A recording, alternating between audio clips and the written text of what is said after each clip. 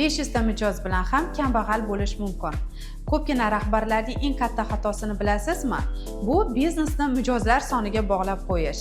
Eshitganmisiz, ba'zi rahbarlar menda 500 ta mijoz bor, 1000 taga chiqdik deydi. Lekin sof foydachi? Chunki ko'p rahbarlar mijozni sonini ko'paytiraman deb mijozlarga juda ham katta skidkalar beradi. Xodimlarga oylikni aql bovar qilmaydigan protsentda oylik beradi. Targetga nazoratsiz pul sochadi va yangi mijoz sonini oshiraman deb eskisini unutadi.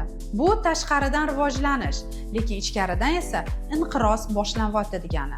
Demak, biznesda mijoz soni emas, balkim sof foyda juda ham muhim. Chunki raqam bilan yuritilmagan biznesning oxirati baribir ham inqirozlik. Shunday ekan, men bizneslarni diagnostika qilayotganimda birinchi savolim sof foyda qancha qilyapti deb so'rayman. Endi sizga savol, siz sof foydaga qaraysizmi yoki tushumga?